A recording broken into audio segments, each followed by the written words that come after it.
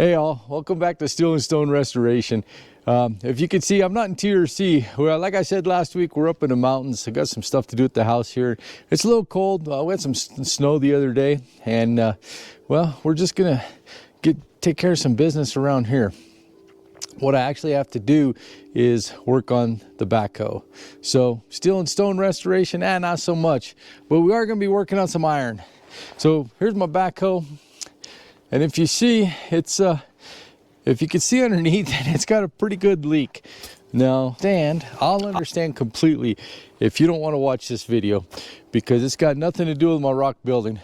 But I told you right from the start we'd be doing some other stuff, some RV park stuff, and I'm going to do some stuff just like the T-post driver. I'm just going to do whatever I'm doing that week.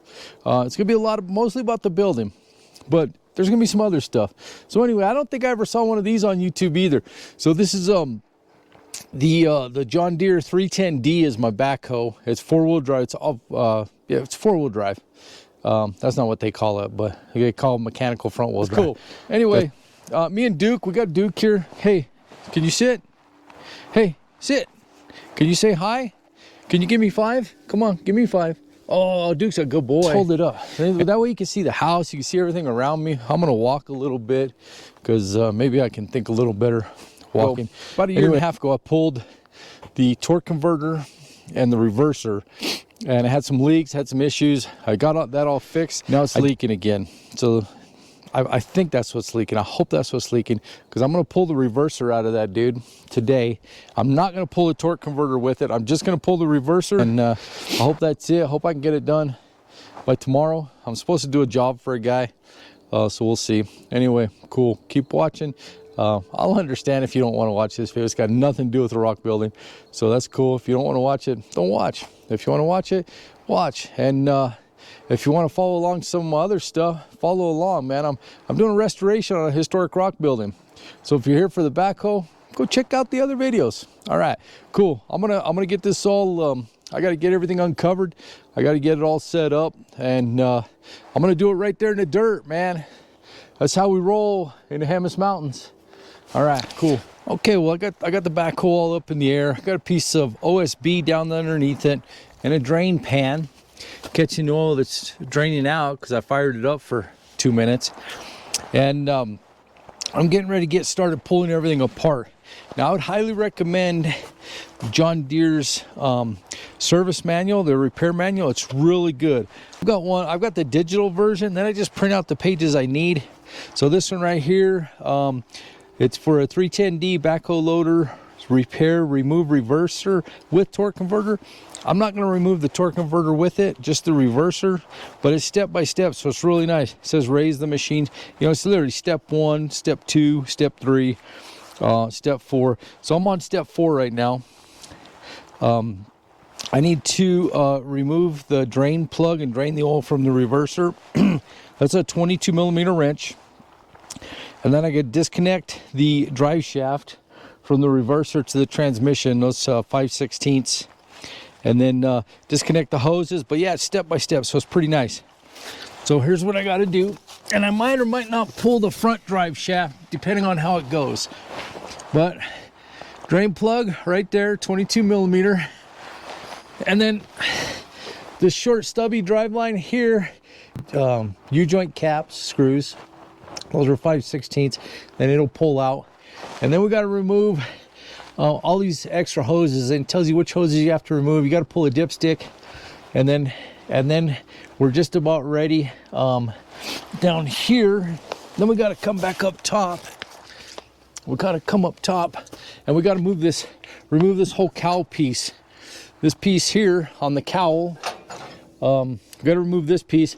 And on mine is 15 millimeters. These bolts are, I put them in, so I'm not sure what they are in everybody else's, but mine are 15 millimeters. And then that gives you access to all the top of the reverser and your solenoids, because you have to disconnect your solenoids. So I'm going to get started and we'll go from there. Cool. So when one of your caps falls off when you're pulling your drive line, don't worry about it. It's no big deal. You just got to make sure you get your needle bearings all pushed back in the cap where they're supposed to go. And sometimes it just takes a little finesse to get them all in there, get them all lined up, push them all back up. Just takes just a little work sometimes. Then we got one more right there. See, it's hanging onto the U-joint there. Get that dude back in there. Make sure they're all next to the wall. This has happened to everyone. It's not a big deal. All right, I'll line back up.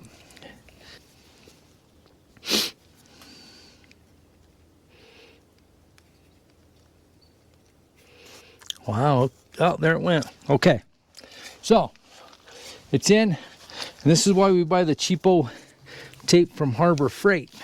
Don't use your good 3M Super 33 splicing tape. That's for electrical connections.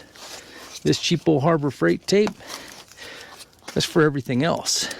That's for anything you want to use electrical tape for, and you're okay paying 49 cents, 50 cents a roll for it. Where your Super 33 is like $3.50 a roll now. There we go.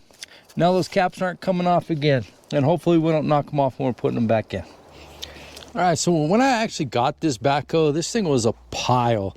I mean, it wouldn't hardly start half the time. There's electrical gremlins everywhere.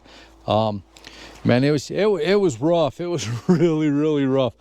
So I've done so much work to it. You know, I rebuilt the high pressure pump. I put a block heater in it. I just done so much work. If you look in here, the wiring's actually pretty clean now. It was a mess. This thing was so dirty. I pressure washed it, I don't know, probably 10 times.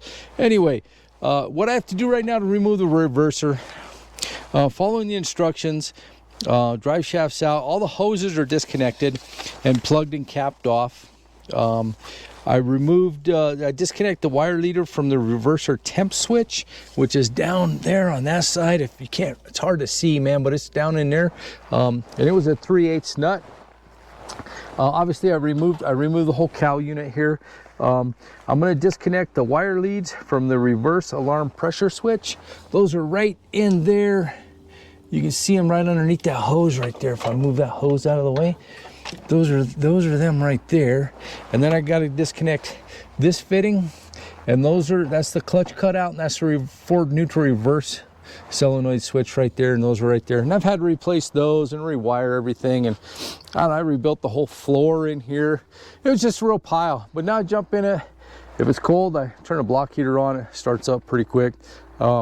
It runs real good. Now I'm just chasing leaks. Come on, you know, it's a 30-year-old backhoe. It's going to leak. You know, seals are worn out. A lot of stuff's never been rebuilt, never been pulled out. So, you know, I'm chasing leaks, and it's getting better. So it's a pretty reliable backhoe now. It just leaks a little bit. This means it still has fluid in it, right? All right, so here we go. Continuing on the reverser removal. All right, well, I've got 5 of the bolts out that hold the reverser to the torque converter. They're 7/16 bolts because they're 5/8 on the top. But anyway, there's 3 on each side. There's 2 you have to get from the top here, and those I was able to do with a socket and a long ratchet, and then I used my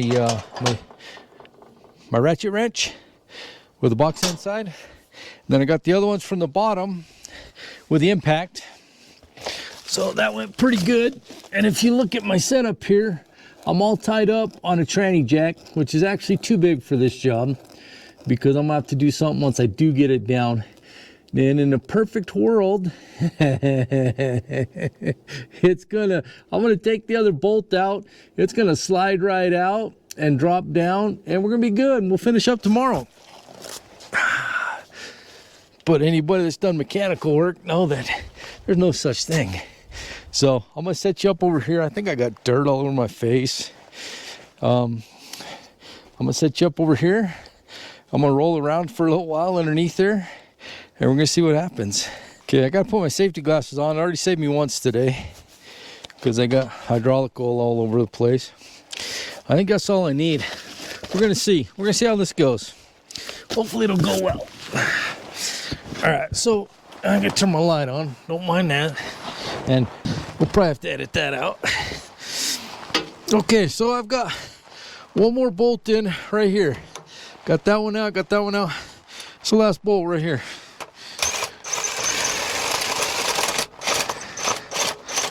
Okay, there it is. Okay, so all the bolts are out.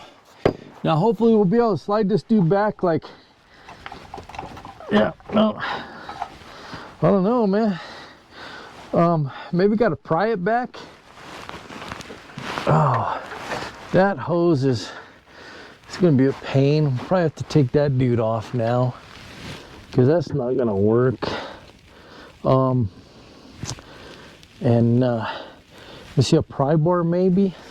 All right, well, heck, I think I'm gonna get a pry bar in between the reverser and the torque converter housing and pry back on it, and we'll see what happens.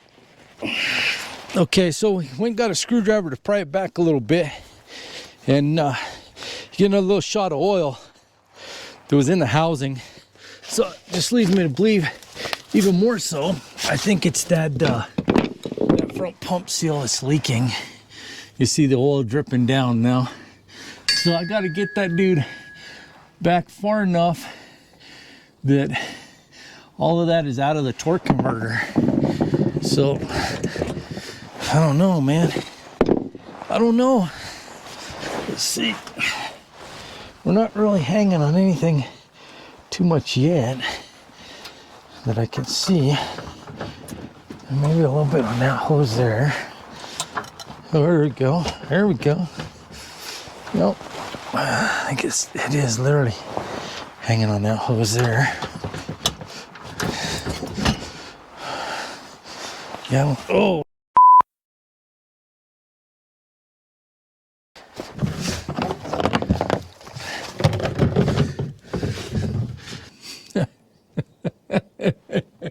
What a mess, man. You could definitely get some oil out when you separate the two. Definitely get some oil out. Another little bit, man. We gotta come back.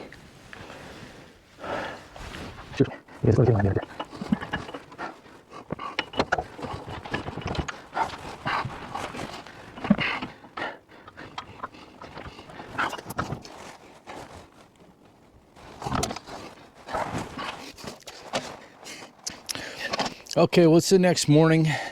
The reverser is out. I've got it sitting on this little workbench here. I cleaned it up. I just cleaned it with some diesel fuel and then washed it off real quick. Anyway, I've got to change out. I got to pull the pump off right here, and I got to change this seal out and this O-ring inside. And man, I hope that's what the problem is, because it was leaking pretty good. The seal looks okay, but we're gonna see. I didn't get it all filmed. I gotta apologize, because I had to wrestle with it and I was getting frustrated, and it was not easy getting it out of there. And then I dropped it off this jack as I was bringing it down. I used this jack. I borrowed it from a buddy. It's a Harbor Freight special. It's too tall. It doesn't cradle it very well. I had some blocks underneath it to support it, and it was a wreck. Anyway, it will come out. You have to maneuver it very carefully. You have to be real careful. You have to wrestle it a little bit, but it will come out. If we look up under there now, we'll crawl up under there. And looking up in here now, we've got the torque converter and the housing. And I'll have to get up in there and sit down for a minute and check the torque converter out, make sure that's not the problem. That could be the problem. If that's the problem, then I'm really kind of in trouble, because that means I got to pull all that shit, get a new torque converter. So I hope that's not it, but I'll check it out as best I can right there. All right, cool.